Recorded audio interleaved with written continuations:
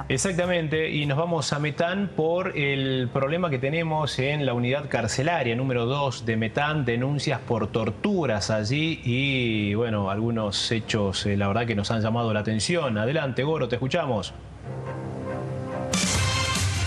Compañeros, tengan ustedes buenos días. Aquí en la ciudad de La Miel de Reencuentro tenemos 23 grados de temperatura actual y bien lo estabas adelantando porque el secretario de Justicia, Javier Mónico, se nos adelantó ya brindando algunas declaraciones en lo ocurrido a lo que la defensa de Maximiliano Torrejón, de 30 años, está denunciando ante las justicias. En primera instancia se trataría justamente de ejerción de violencia, donde en la denuncia manifiestan que habría sido víctima justamente de diferentes tipos de abusos de autoridad, de tipos de violencia, tanto que llama poderosamente la atención, y es por ello que tratamos de buscar la palabra oficial, en este caso del abogado defensor del detenido. Estamos hablando del doctor Víctor Gómez, a quien agradecemos públicamente podernos recibir y comentarnos justamente esta situación que hoy está bajo el ojo de la justicia, porque se habla justamente de un delito grave, ¿no?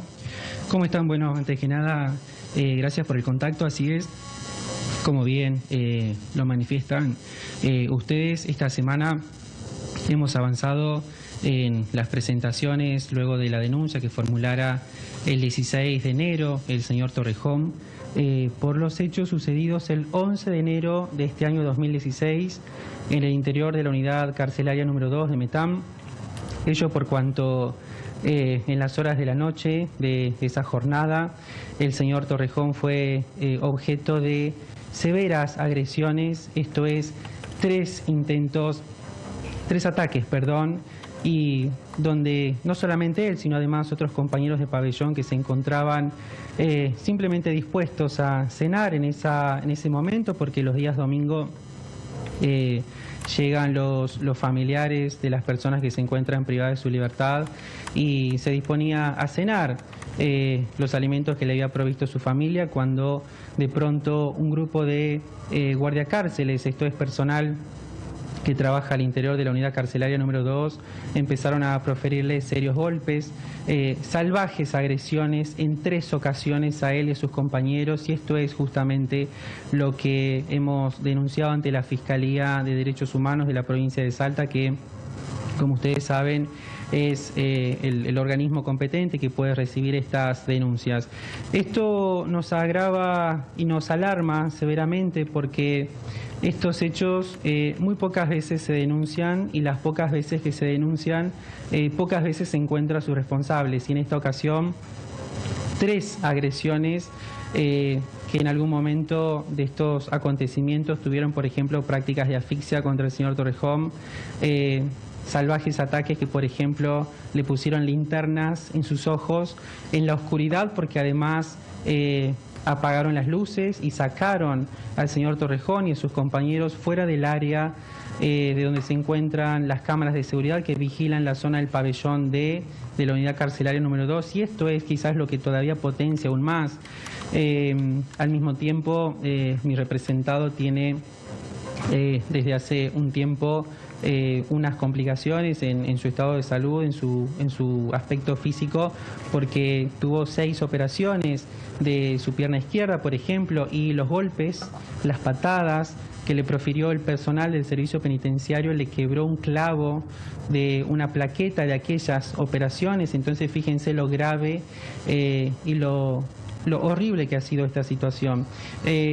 Pareciera ser que, como ustedes mismos han hecho referencia en esta ocasión, como se ha referido el señor secretario de Justicia del Gobierno de Salta, yo entiendo que estas declaraciones por lo pronto resultan alarmantes, porque yo escuché casi un intento de relativizar lo que ha sucedido. Miren, y con todo el respeto que me merece la institucionalidad, yo creo que ante estas situaciones que, como bien digo, pocas veces se denuncian, lo que debiera ser aquellas personas que tienen responsabilidades institucionales, porque, como bien la ciudadanía sabe, los servicios penitenciarios pertenecen a la órbita de los ministerios de seguridad y estos a su vez de los poderes ejecutivos.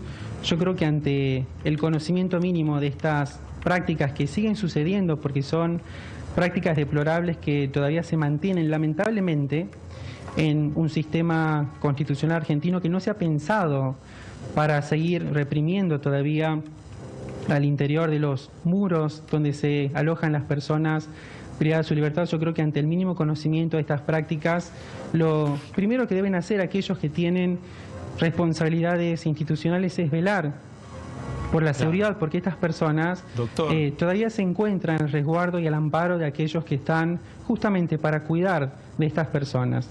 Sí.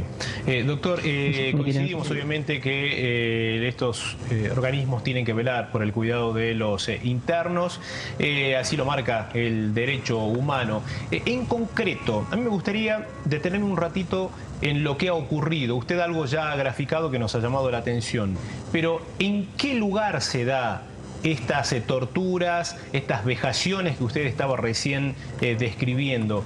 Si usted me puede graficar un poco la cárcel, cómo funciona, en qué celda está su defendido. ¿Era en la celda, lo sacaban de ahí, lo llevaban en algún lugar donde no hay tal vez un sistema de videovigilancia? ¿En qué horarios lo hacían? ¿Por qué lo hacían con su defendido además? Bueno, esto sucedió en la noche del 11 de enero de 2026, cerca de las 10 de la noche. Para ese momento mi representado se encontraba en el pabellón D de la unidad carcelaria número 2 de Metán.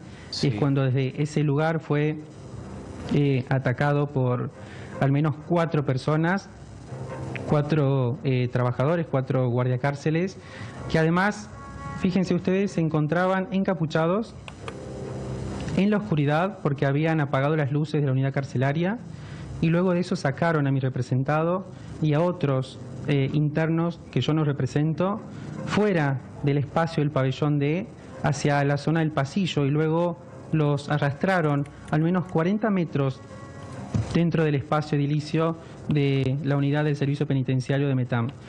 En este momento, en esos instantes, en 3 ocasiones, al menos por unos 40 minutos, fue objeto de salvajes patadas, agresiones, golpes de puño, un enredo que se produjo entre parte del personal porque él no pudo identificar. Se encontraban, como digo, a rostro cubierto, y esta es una gran particularidad, y esto también todavía agrava mucho más la situación porque estando dentro del horario todavía de las funciones de la guardia de ese momento, y bueno, buscaron ocultar sus identidades. Doctor, perdón Ángel, quería hacer una consulta porque ante los dichos justamente del secretario de Justicia, trataron de instalar justamente que lo ocurrido con el señor Torrejón fue por una gresca entre compañeros. Esos fueron justamente los dichos vertidos por el señor Mónico. ¿Esto es así, no es así? Inclusive en la denuncia que ustedes radican se dice que hay parte del informe médico que no fue agregado por el especialista, el doctor Apaza, que trabaja justamente en el CIF, y justamente eso también es algo agravante, ¿no?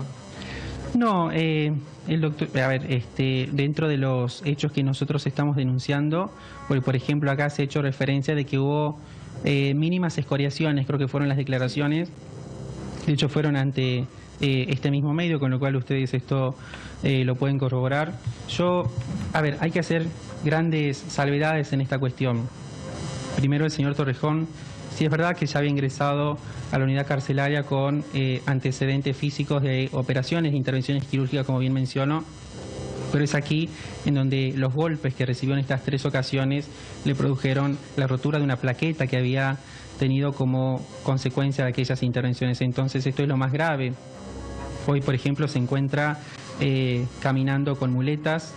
Luego de los ataques de aquella noche del 11 de enero, no le profirieron en la totalidad de los días la medicación suficiente que la misma autoridad que lo había revisado luego al día siguiente le había indicado como consecuencia para poder curar su estado de salud. Y todavía, por ejemplo, es objeto de algunas amenazas, de algunos ataques, de algunas agresiones verbales, y esto es también muy complejo porque fíjense que la persona que se encuentra privada de su libertad, y tengo que hacer también una gran aclaración, el señor Torrejón se encuentra en prisión preventiva.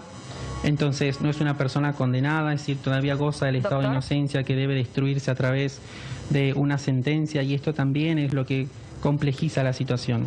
Justamente eso le quería consultar, ¿cuál es la causa por la que su cliente está, ¿no?, justamente en la cárcel? Es una causa que data del año 2025, de marzo del año 2025, un hecho que todavía nos encontramos camino a juicio y que estamos a la espera de la fijación de la fecha de inicio de debate, es decir, sería para los próximos meses. Una causa compleja que yo la verdad no quisiera ahondar y profundizar en esa cuestión porque, como bien digo, todavía estamos en instancias de preparar ese debate. Es más, hemos tenido audiencia de ofrecimiento de prueba hace muy pocos días, el 8 de enero pasado, entonces estamos también en un clima de aguardar lo que es la instancia en donde se va a definir la culpabilidad o la inocencia del señor. Muy bien, bueno, le agradecemos y esperamos que las instituciones puedan agilizar ya estas situaciones que no son de ahora, que le ha pasado al señor Torrejón, pero que lamentablemente son noticias todos los días, ¿no? Y no terminan. Exactamente, así que bueno, vamos a ver cuál es el fin de esta investigación entonces. ¿Estos guardiacárceles denunciados están apartados, están identificados? ¿Cuál es la realidad de ellos? Bueno, como hace muy pocos días hemos formulado la denuncia, la Fiscalía se encuentra trabajando en orden a ello, así que esperamos que las respuestas sean las mejores, porque como bien referencio, en estos casos pocas veces se denuncian, y las pocas veces que se denuncian, muy pocas se encuentran los responsables, y al mismo tiempo también fíjense que en el orden internacional, por ejemplo, al Estado argentino, sobre estas situaciones se le han hecho grandes recomendaciones. El Comité contra la Tortura de Naciones Unidas ha instado hace muy poco tiempo al Estado argentino y a través de él a los estados provinciales a profundizar en mejores prácticas institucionales que sean respetuosas de los derechos humanos, porque sobre todo, y como tiene dicho la Corte Federal en el Estado argentino, cuando las personas privadas de su libertad pierden ese derecho, la libertad es únicamente ese derecho el que pierden, la libertad y no otros derechos. Muchas gracias. Gracias, Juan Cruz. Hasta luego. Muchas gracias. Gracias, en contacto. Hasta luego.